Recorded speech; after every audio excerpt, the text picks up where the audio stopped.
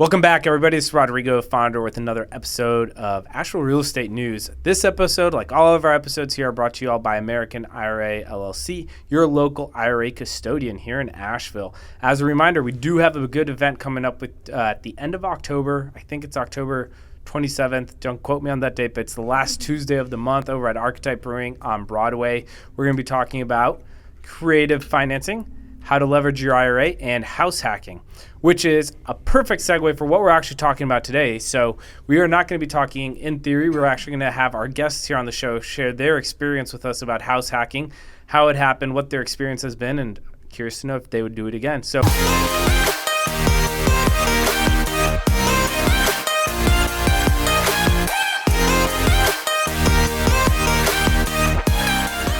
without further ado, help me welcome Jake and Alexis DiSabatino to the show. Welcome, guys.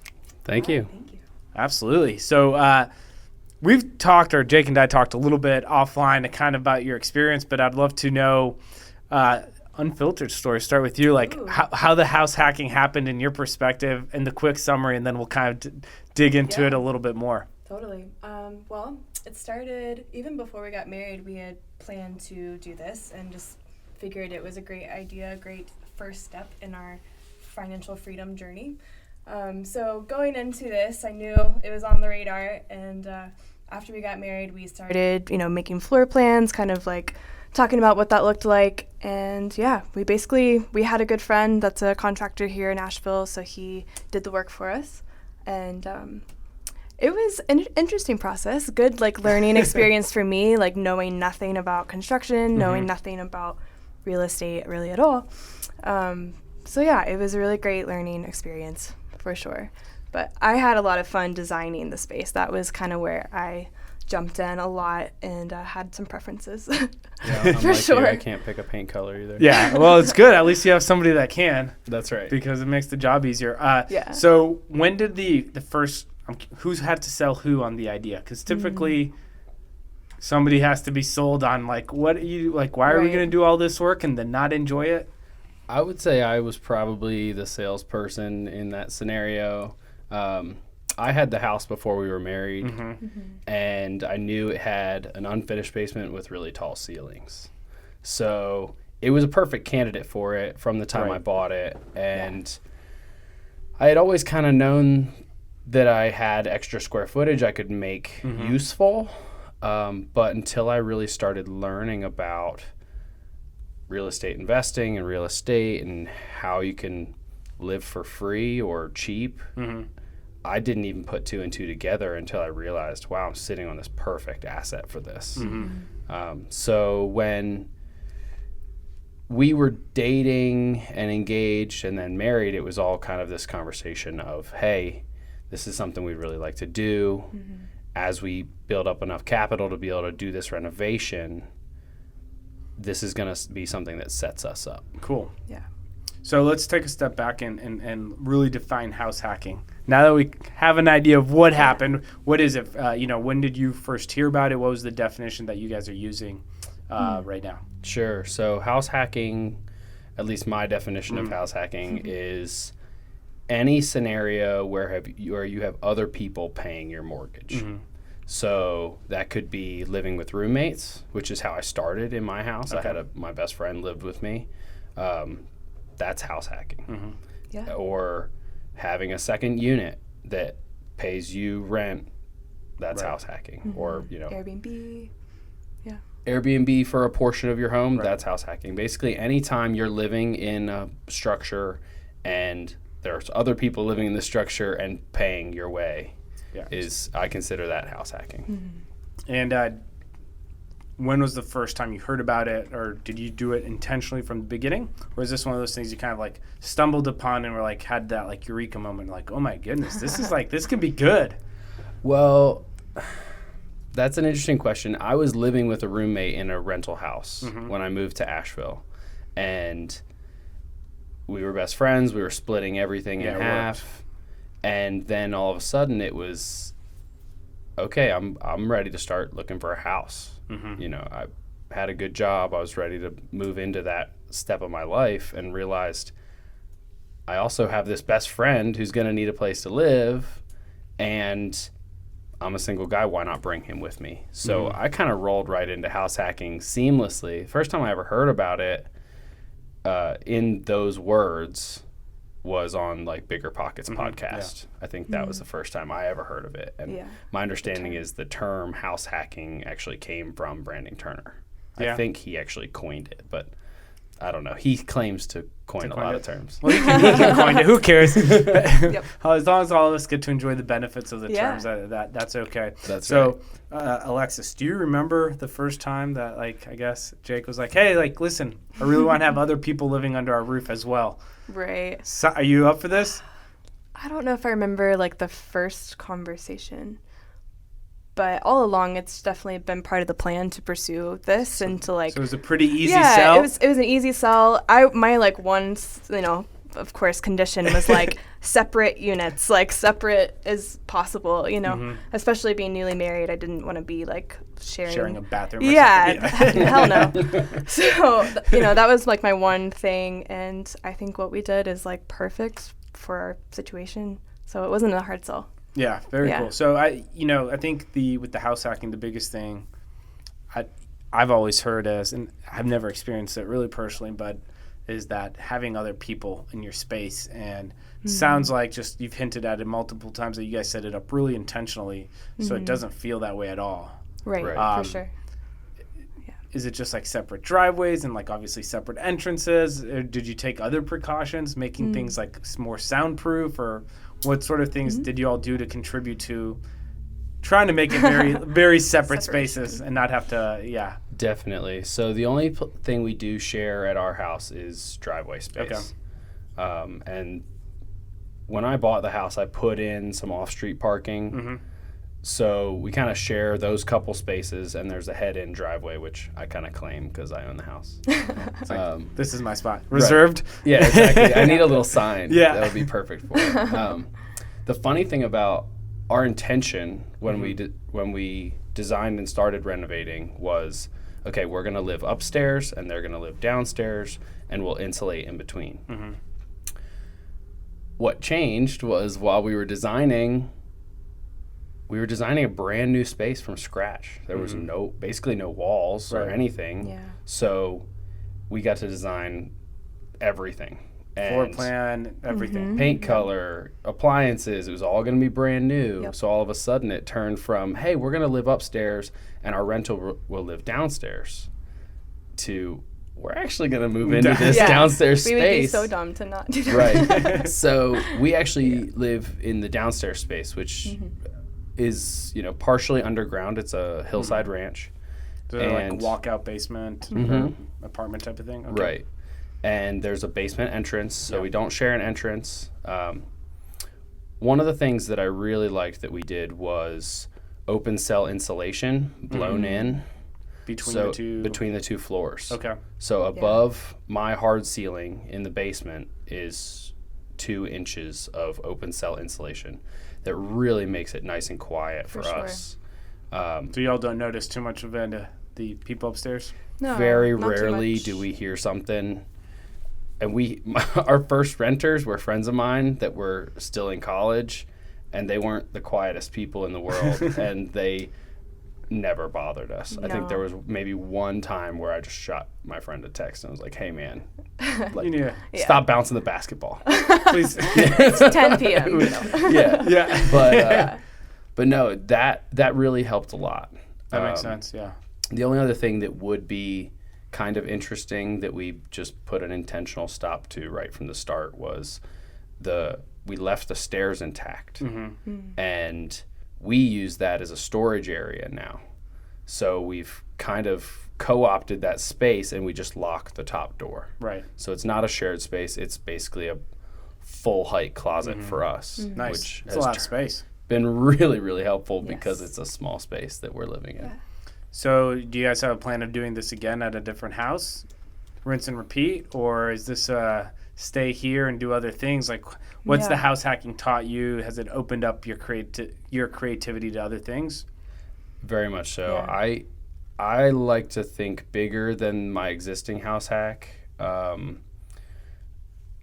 think right now, because of where we are in life, I'd love to buy a property that has maybe a double or triple lot and build a house, so that our house hack would actually become 2 homes, 2 separate structures, so we wouldn't be sharing walls or driveways or anything else, but it would still be able to be a property hack, not so much a house hack.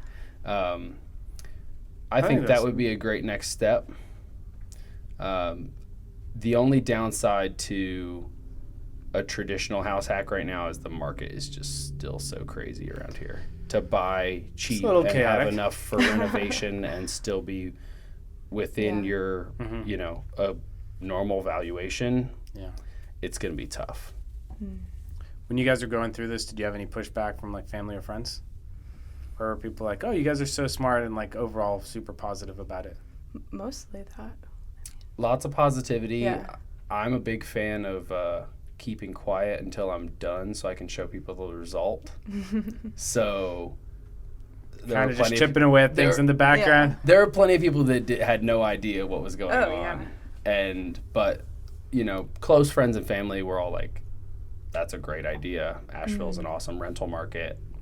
And at this point, we live mostly for free. So it's hard to beat that. For sure.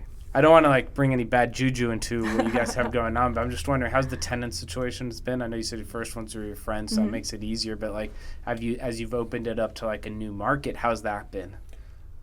Honestly, it's been all word of mouth. We haven't marketed for it yet. We have a new renter in. He started in August.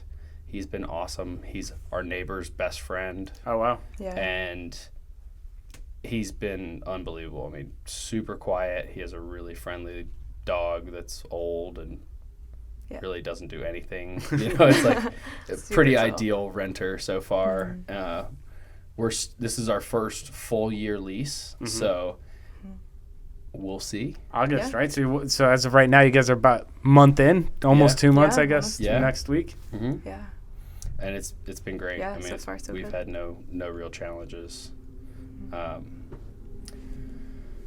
When our first renters were in, that group was a little bit harder on the upstairs unit. So the wear and tear. But in between renters, we also renovated the bathroom, which has helped a ton because the upstairs bathroom needed a renovation. Yeah. Lots of leaking. It was in pretty bad shape. So now it's a lot more robust. And because we did the work ourselves, we know that it's going to hold up. Oh, so I was going to say, you did the work yourself, or you guys hired it out, or how did that go? I did all the demo myself and with friends. And then we did some like trim and finish work, but the bulk of it was done by a contractor friend of mine. Do you have like I'm curious to know what each of your individual takeaways have been so far from the experience? If you're like, wow, like maybe something that is happening that you didn't expect and something that isn't happening that you were expecting to happen. Good. I would say something that's happening that I didn't expect is the rental market is crazier than I thought in Asheville, actually. Right. So it's been a huge positive for us because the way our rental is set up, it's not separate electricity and utilities. So it turns into that, you know, their rent includes everything. One of the things that I was a little worried about happening was that our renter was going to be like, woo, free utilities, and just leave every light in the house on. And our renter is very conscientious, is definitely not that way. Well, that's so good. That's been a good surprise. How about you, Alexis? What's the surprise? I'm trying to think. It really... Or disappointment, I mean, you know, either way. The only thing I can think is, like, if we were to do the same thing over again, there's a few things I'd probably do differently. Like what? Yeah, let's talk about that. That's good. Hindsight's 20/20. Yeah. Now I'm losing my train of thought.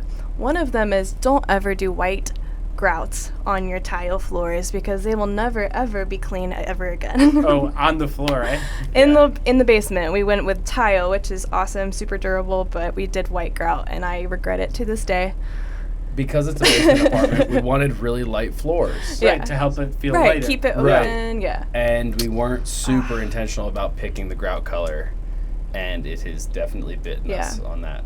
So when are you regrouting? We've talked about it for sure. Probably you can before stain the it, next you know. renter. Yeah. enough. When we move out or something. I don't know. So what other things would you do different? The white grout? timeline, the whole basement project did take a little bit longer than we thought it would, which is classic. Maybe twice as long. Yeah, about twice as long. So we about right. actually ended up moving into the space before it was fully finished. So Did you make a commitment to rent out the upstairs first? Yes. And so then you had to? Because they were going to be So homeless? yes, for sure. I would not have, if I could change it, I would not have done that. I would have wanted it to be fully 100% Totally done before we made any commitments. So we moved in, and basically, I think everything was done except for the kitchen. We had 0 kitchen. So literally for like a month of our lives, we just ate out for like a month. Well, there could be worse things to suffer I mean, through. yeah, In for Asheville, sure. that's for not sure. that bad. And, every but day, it was expensive. Yeah. I work a lot from home, so I have like this construction team in my house, every day from 8 to 5. So it wasn't ideal, but obviously we got through it. And, looking back, I would definitely make sure that timeline was a little more Be seamless. a little bit more yeah. patient on getting this Yeah. finished. Yep. Yeah, it just happened to pan out that way because they were friends of ours. They approached us and were like, "Hey, I know you're making this extra unit. Is there any way we could move in, middle of December?" Yeah. And we're like, we're not going to be done till at least middle of January.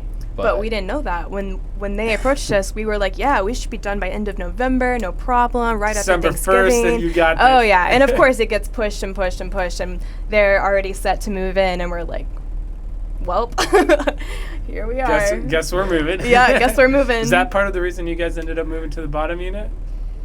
Did that contribute to it at all? No, Or that was after that you'd decision already was made already that made. decision. Yeah, it was after. Yeah, Which so I'm so glad we did, for sure. it was kind of one of these things where I was told the contractor, I was like, look, we're moving in here hard and fast December 15th. And we can share the kitchen upstairs because they're friends of ours for a while. But for the most part, we're going to be living in this basement. So, like, get everything for the living spaces done. And we can deal with the kitchen last. Because the kitchen's also the closest thing to the door. So at least they have to penetrate the house less. So it did work out that way. Yeah. It was just a That's crazy. dirty, loud my mess gosh. for at least a month. Yeah, that seems a little chaotic. I would Yeah. not enjoy living in a construction space. I can No. imagine that'd be tough. Yeah. She pretty much gave me an ultimatum of like, if you ever do this to me again, I'm out. We're not house hacking Yeah. again. It's done. Well, Real estate dream is over. If I have Yeah. to endure this again, it's not We're worth done. right. it. No. So, no, she was a good sport about it, but she was definitely done with it by the time we were Yeah, ready to I have feel like the my contractor patience be wouldn't done. go very long on Yeah. it. So. Especially because, you're told, like, oh, it's going to be done by this time. Okay, now it's going to be done by this time. And then, 2 months later, you're still living in it. And you're like, oh, my What is gosh. happening? Like, yeah. Fair But enough. no, it was all worth it, for sure. Well, Yeah. what would you guys do differently, if anything, or has it been about as good as an experience as it could have been? I mean, it sounds like that's the biggest hurdle Yeah. you have to jump or overcome. Like, it's really not that bad then, right? No. I mean, realistically, hindsight, I would have bought closer to Haywood Road than my house. We're like 3/4 of a mile from Haywood. Is that still considered walkable or not really? Curious to know what that cutoff is. Right. I've Do your walked it. tenants think it's I've walkable? walked it Yeah, a number of we've times, definitely walked and it's really great in the fall or Yeah. the spring, but you wouldn't want to walk it in midsummer or mid-January. Yeah. Or end of September when it's 80 degrees out for still some reason 90 right degrees now. out, right? Mm-hmm. So, because I have seen what the market's Right. done, But I could have made a but that's even better investment. right. That's not a house hacking thing. I guess more Right. specific to if you were to do it again, or Yeah. if you guys had friends who were like, hey, like we really like what you all did. How do we do that? What would be that like starting piece of advice that you'd give somebody? I think, like, we definitely wanted it to be, like, simple and nice, decent quality stuff. But I think we probably could have cut back on a couple areas where, because we were moving into it, of course, we're like, yeah, we want the nicest, whatever, Right. shower head and the you know, The finishes, appliances, yeah, kind of those finishing touches. So I think, I don't know, we could have definitely saved some cash by going a little bit, you know, just more Yeah, everyday economical. stuff. Yeah, more economical. I mean, we love it, but because the it's numbers only love a it? right. Yeah, we could have saved a little bit. So I would probably recommend, like, obviously you Not want good going quality. overboard You on want it. to think like long term. Like, you want this stuff to hold up as long Right. as it can, but you also don't need to go like overboard. And, You know. and we And we didn't go didn't. extreme on No. hardly anything. But it was noticeable though, right? So like that would be just like It adds up. yeah. I mean, if you go even just the one step above the, The grade. you yeah. know, Yeah. yeah, if you go from a, you know, C to a B grade, makes a big difference Especially financially. when you go across the board on it, because Right. it's not just the one thing. Exactly. Yeah, that's an easy thing to do, is to over improve Yeah. properties. Definitely. One of the reasons I don't like doing rehabs very much is because I very much have that tendency. Mhm. Sure. So I'm like, yeah, just make it nice because I need it to sell quick. Yeah. It doesn't help you at all if it sells quick and you know your numbers don't work. So Right. changes things a little bit. Yeah, that makes sense. So any other tips for somebody who's thinking about doing it themselves? You know, this isn't something I learned firsthand from my experience, but it is something I've heard a lot is don't try to do too much. So I've heard of plenty of people trying to take a single family home and making it 4 units. And Better be a big house. it'd have to be a Mhm. huge house, and the renovation is going to be a nightmare. You know, people Not to do- mention permitting, probably. Oh yeah, Mm. permitting. I don't even want to mess with that, Yeah. especially within city limits. But it's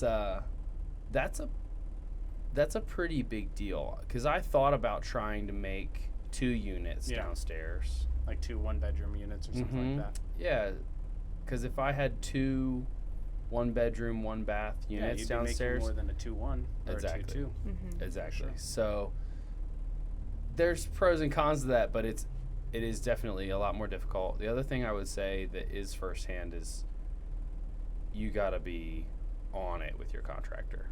And this is something Yes. that I think every real estate investor ever has to learn and experience firsthand to really wrap their heads around it. And luckily, I'm close friends with the contractor that we used, so I didn't mind being Felt very a little bit blunt more with him. comfortable being Yeah. hey, like, Yeah. I'm going to call you every day until this gets done. Right. Totally. Right. And he would be honest with me. Yeah. And we worked really well that way because we were friends. But had we not been, had he just been a contractor that I hired on a whim or Yeah. off the street, that'd be a tough road. It'd be a much tougher road than we had to walk. And even still, we still had challenges Right. with. You still had your issues. Yeah. You know, and a lot of it, if you're coming in from never even owning a house and you're trying to go straight into a house Yeah. hack, you're going to learn a lot Mhm. also learning construction, Right. because you're going to have to figure out punch lists, figure out, okay, what things do we like and we don't like? Oh, this door is scraping the door frame Mhm. and we need to have it replaned. You know, it's like all of these little things that you don't know Right. when you start the process. Mhm. And you can't. It's Yeah. just, it's either you go work construction to learn these things, or you just dive in and you take action and you get it done, and Yeah. hopefully it turns out Yeah. well. Would you all do a normal house ever again, or or a normal property, or would you kind of for the foreseeable future you'll be trying to hack it one way or the other? I have explicitly told Alexis many times that I will not live in a house that won't pay for itself. Yeah. Good approach. You're on board. Yeah, I'm all for that, because I don't know, it doesn't really make sense to not Yeah. do that anymore, you know. Once you Live for free, it's see hard it, to go right, back, yeah. you know. I mean, I guess if I had a ton of other rental properties that were just absolutely Yeah. cash flowing like crazy, I had to, You don't have to worry about Plenty it. You don't have of- to worry about it being a numbers decision. exactly. But at this point in the game, Yeah. it's like a huge chunk. That living expense is the biggest expense Right. for most people. So what's the best way to eliminate that? And I feel like house hacking is definitely that. Awesome. Well, any closing thoughts about anything in general that has to do with investing in real estate or house hacking? Just open floor as we wrap things up. Here's your chance to make your declarations. Yeah. Oh, jeez. You guys can each take a turn. So I guess for me, like, I think the house hacking is just such a great like first step, and like it's been a huge like learning experience for me. And I think like obviously we have like big like dreams and like vision for our life, and like this is like the thing that's gonna like set all of everything else into place. So I feel like for us it's been so worth it.